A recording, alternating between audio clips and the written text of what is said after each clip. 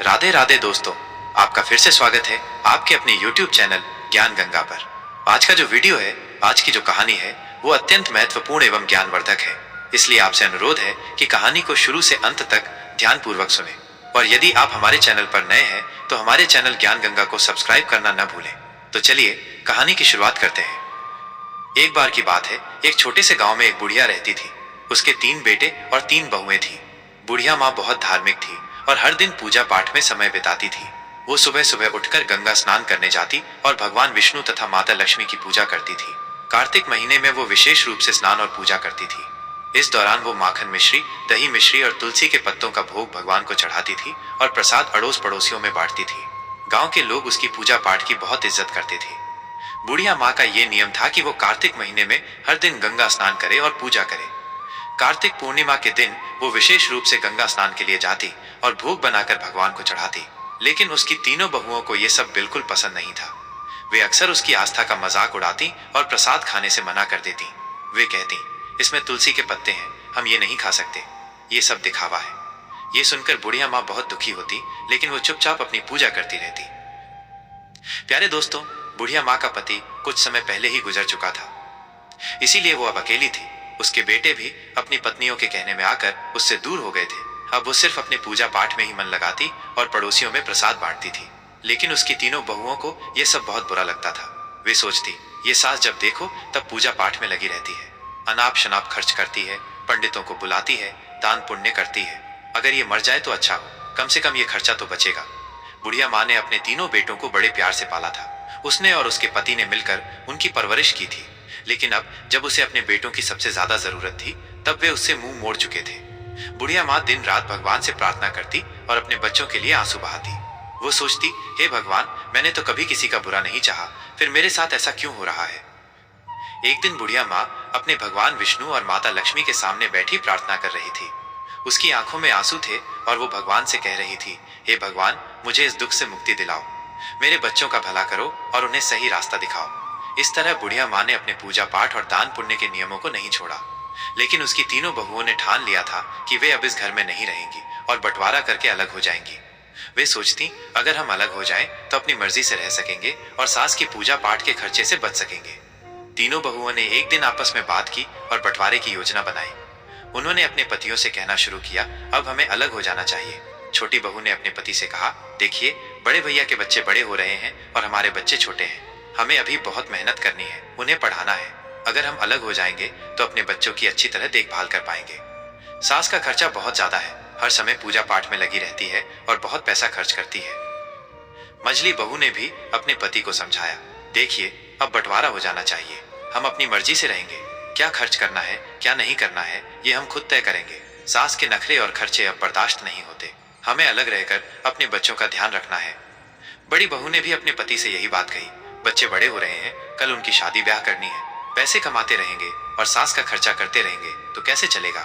हमारे बच्चों का भविष्य सुरक्षित करना है तो हमें अलग होना ही पड़ेगा।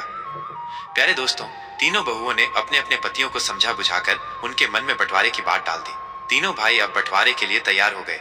गांव के पंचों को बुलाया गया और घर का बंटवारा करने की बात हुई।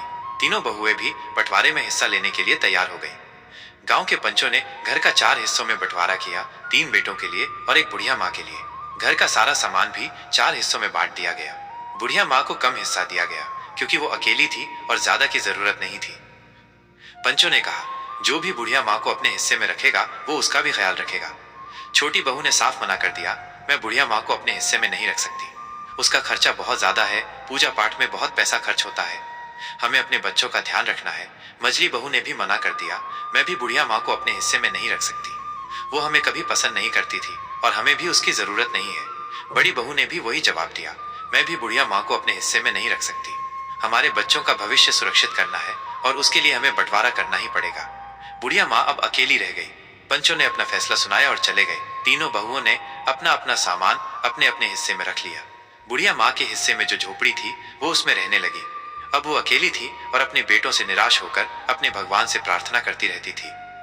अब बुढ़िया माँ अपने हिस्से की छोटी सी झोपड़ी में रहने लगी। वो रोज सुबह जल्दी उठकर गंगा स्नान करती और भगवान विष्णु एवं माता लक्ष्मी की पूजा करती। वो पहले की तरह ही भोग बनाकर भगवान को चढ़ाती और फिर अड़ोस पड़ोसियों में प्रसाद बांटती। लेकिन अब वो बहुत अकेली हो गई थी उसके तीनों बेटों ने उससे मुंह मोड़ लिया था और उसकी बहुओं ने उसे घर से बाहर कर दिया था। वो रोज भगवान से प्रार्थना करती, हे भगवान, मुझे इस दुख से छुटकारा दिलाओ, मेरे बच्चों का भला करो और उन्हें सही रास्ता दिखाओ। बुढ़िया माँ के पास जो थोड़ा बहुत आटा, दाल और चावल था, वो उसी से काम चलाती। वो सोचती, अब मुझे अपनी जिंदगी इसी तरह गुजारनी पड़ेगी। मेरे बच्चों ने मुझे छोड़ दिया है, लेकिन मैं भगवान की भक्ति नहीं छोड़ूंगी। उसकी भक्ति में कोई कमी नहीं आई।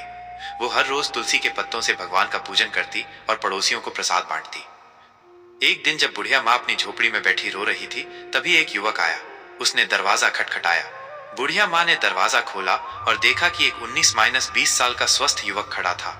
उसके चेहरे पर तेज झलक रहा था। उसने कहा, अम्मा, आप मुझे नहीं पहचानती, लेकिन मैं आपके मायके से आया हूँ। मेरा नाम गोविंद है। मेरे पिताजी ने मुझे आपकी मदद करने के लिए भेजा है। प्यारे दोस्तों, बुढ़िया माँ ने आश्चर्य से पूछा, गोविंद, तुम मेरे मायके से हो? मैंने तो तुम्हें कभी देखा नहीं। गोविंद ने मुस्कुराते हुए कहा, हाँ अम्मा, मैं आपके भाई का पोता हूँ। हमें खबर मिली कि आपके बेटों ने आपको घर से निकाल दिया है, इसलिए मेरे पिताजी ने मुझे आपकी मदद करने के लिए भेजा है। बुढ़िया माँ की आंखों में आंसू आ गए।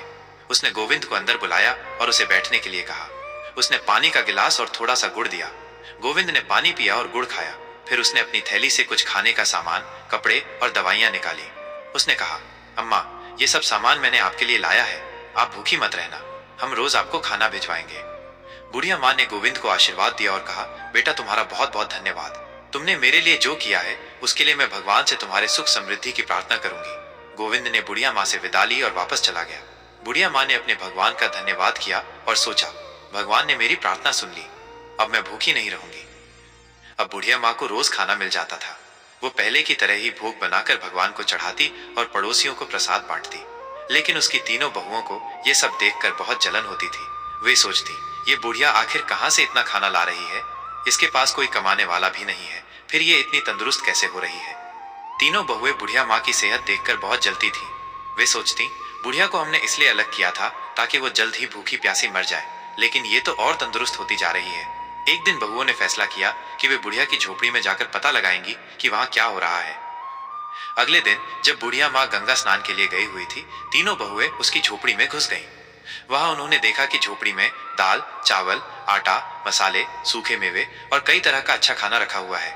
बहुएं हैरान रह गईं। वे आपस में बातें करने लगी। ये बुढ़िया इतनी चालाक निकली। हमें लगता था कि ये भूखी प्यासी मर रही है, लेकिन यहाँ तो हर चीज का भंडार है।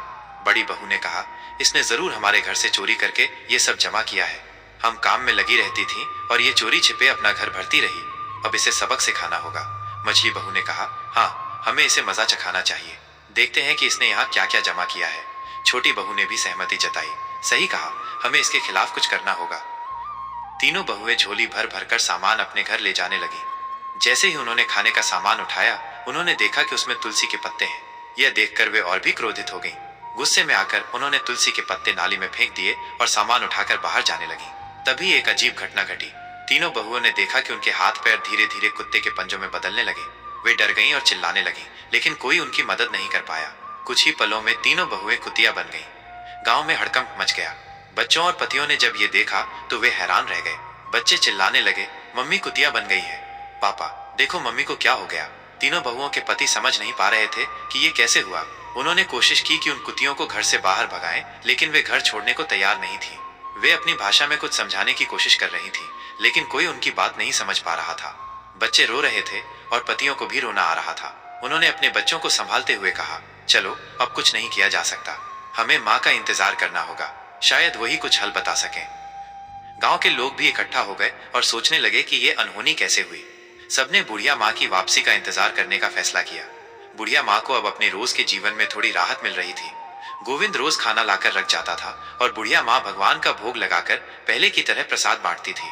लेकिन उसे इस बात का कोई अंदाजा नहीं था कि उसके घर में क्या हो रहा था। उसे यही लगता था कि सब कुछ पहले जैसा ही चल रहा है। इधर तीनों बहुएं कुतिया बनकर घर के आंगन में बैठी थी। उनके पतियों और बच्चों को घर का सारा काम करना पड़ रहा था। वे बहुत परेशान थे और अपनी माँ की वापसी का इंतजार कर रहे थे। गांव के लोग भी इस अजीब घटना से हैरान थे। हर कोई यही कहता था कि ये सब बुढ़िया माँ की भक्ति और तपस्या का फल है। एक दिन गांव के कुछ लोगों ने बुढ़िया माँ को गंगा स्नान के लिए जाते देखा। उन्होंने सोचा कि अब उसे सारी बात बतानी चाहिए। वे उसके पास गए और बोले, माई, तुम्हारे घर में कुछ अजीब हो रहा है। तुम्हारी तीनों बहुएं कुतिया बन गई हैं। बुढ़िया माँ को यह सुनकर बहुत आश्चर्य हुआ। उसने सोचा ये कैसे संभव हो सकता है। उसने तुरंत गंगा स्नान किया और घर की ओर लौट पड़ी। उसके दिल में बहुत सारी आशंकाएं थी। उसने भगवान से प्रार्थना की, हे भगवान, मेरे घर की रक्षा करना और मेरे बच्चों को सही रास्ता दिखाना। जब बुढ़िया माँ घर पहुंची तो उसने देखा कि गांव के लोग उसके घर के सामने इकट्ठा थे। उसने पूछा, क्या हुआ, यहाँ इतनी भीड़ क्यों लगी है? गांव वालों ने उसे सारी घटना बताई। बुढ़िया माँ ने अपने बेटों को बुलाया और पूछा, ये सब कैसे हुआ? तुम लोगों ने क्या किया? बेटों ने रोते हुए अपनी माँ को सारी कहानी सुनाई। उन्होंने कहा, माँ, हमसे बहुत बड़ी गलती हो गई। हमारी पत्नियों ने तुम्हारे सामान को नाली में फेंक दिया था और उसी समय वे कुतिया बन गईं।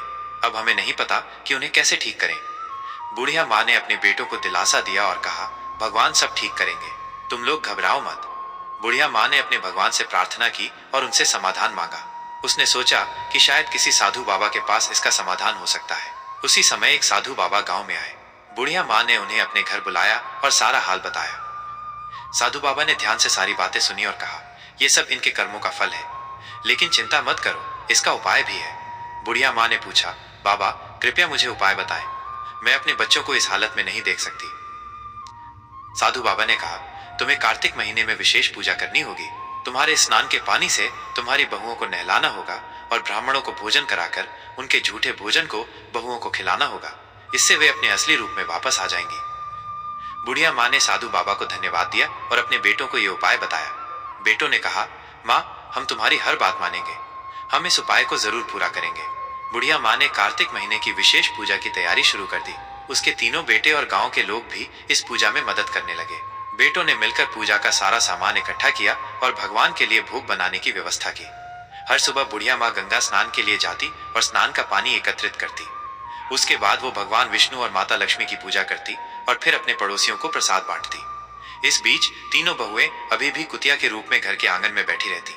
उनके पतियों और बच्चों को घर का सारा काम करना पड़ता था। बच्चों को अपनी माताओं की बहुत याद आती थी और वे अक्सर रोते हुए अपनी दादी से कहते, दादी, माँ कब ठीक होंगी? हमें हमारी माँ वापस चाहिए। बुढ़िया माँ बच्चों को दिलासा देती और कहती, बेटा, भगवान सब ठीक करेंगे, तुम लोग धैर्य रखो और प्रार्थना करो।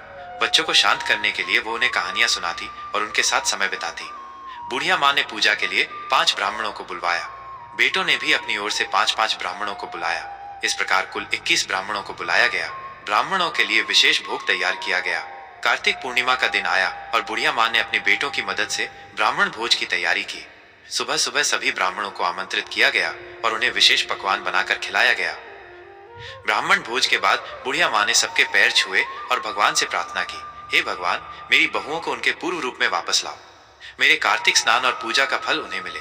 ब्राह्मणों ने तृप्त होकर भोजन किया और बुढ़िया माँ को आशीर्वाद दिया।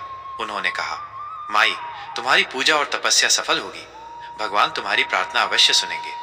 ब्राह्मण भोज के बाद बुढ़िया माँ ने तीनों बहुओं को बुलाया। तीनों कुतियां भगवान के भोग के झूठे भोजन को बड़े प्रेम से खाने लगी। बुढ़िया माँ ने उनके ऊपर गंगा जल छिड़का और उन्हें स्नान के पानी से नहलाया।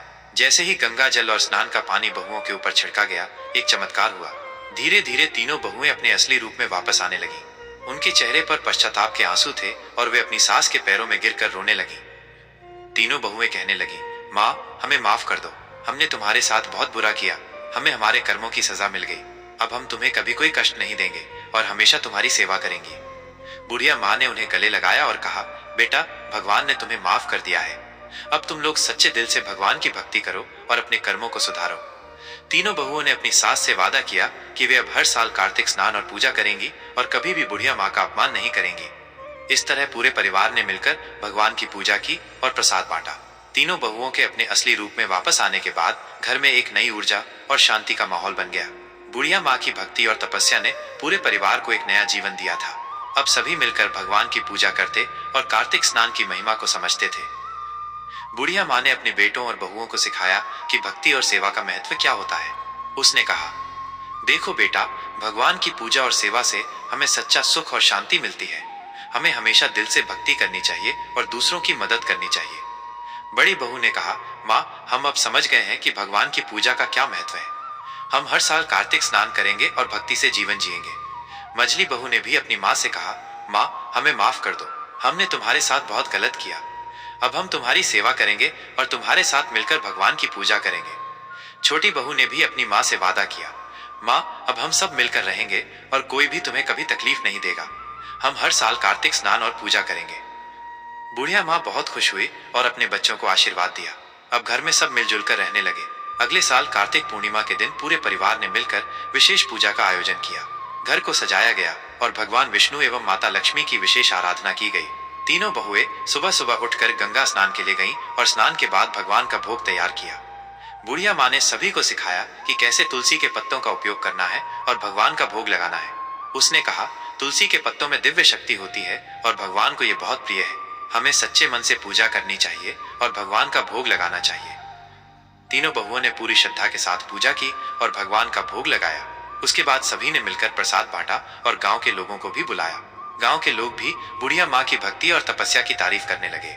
भगवान की कृपा से अब परिवार में सुख और समृद्धि आने लगी। तीनों भाइयों का व्यापार अच्छा चलने लगा और घर में खुशियों का माहौल बन गया। अब तीनों बहुएं भी अपनी सास की सेवा में लगी रहती और हर काम में उनकी मदद करती। तीनों भाइयों ने भी अपनी माँ से वादा किया कि वे अब कभी भी उसे अकेला नहीं छोड़ेंगे और हमेशा उसकी सेवा करेंगे। वे सब मिलकर हर त्योहार और विशेष अवसरों पर भगवान की पूजा करते और प्रसाद बांटते। बुढ़िया माँ का जीवन अब पूरी तरह बदल चुका था। उसकी भक्ति और तपस्या ने पूरे परिवार को एक नई दिशा दी थी। अब सब मिलकर भगवान की आराधना करते और जीवन में सुख शांति पाते। एक दिन बुढ़िया माँ ने अपने बच्चों और बहुओं को बुलाकर कहा, बेटा, भगवान ने हमारी प्रार्थना सुनी है और हमें सुख शांति दी है। अब हमें हमेशा सच्चे मन से उनकी भक्ति करनी चाहिए और दूसरों की मदद करनी चाहिए। इससे हमारा जीवन सुखमय बनेगा। तीनों बहुओं और बेटों ने अपनी माँ की बात मानी और हमेशा भगवान की भक्ति और सेवा में लगे रहे। अब घर में हमेशा खुशियों का माहौल बना रहता और सब मिलजुल कर रहते। इस तरह बुढ़िया माँ की भक्ति और तपस्या ने पूरे परिवार को एक नई दिशा दी और भगवान की कृपा से उनके जीवन में सुख, शांति और समृद्धि आ गई। प्यारे दोस्तों, इस कहानी से हमें ये महत्वपूर्ण शिक्षा मिलती है कि भक्ति, सेवा और निष्ठा से की गई प्रार्थना सदैव फलदायक होती है। भगवान अपने भक्तों की सच्ची भक्ति को कभी असफल नहीं होने देते और वे उन्हें अनंत सुख, शांति और समृद्धि का आशीर्वाद प्रदान करते हैं। इस प्रकार हमें अपने जीवन में ईश्वर के प्रति श्रद्धा और समर्पण के साथ अपने कर्तव्यों का पालन करना चाहिए, ताकि हमें सच्चे सुख और आंतरिक शांति की प्राप्ति हो। प्यारे दोस्तों, उम्मीद करता हूं आपको ये कहानी पसंद आई होगी। कहानी कैसी लगी नीचे कमेंट में जरूर बताएं। साथ ही हमारे चैनल ज्ञान गंगा को सब्सक्राइब करके बेल आइकन को ऑन कर लें, ताकि इस तरह की ज्ञानवर्धक कहानियों की नोटिफिकेशन आप तक पहुंच सके। और जाते जाते वीडियो को लाइक करके शेयर करना ना भूलें। मिलता हूं आपको इस तरह की एक और नई कहानी के साथ। तब तक के लिए राधे राधे, नमो बुद्धाय।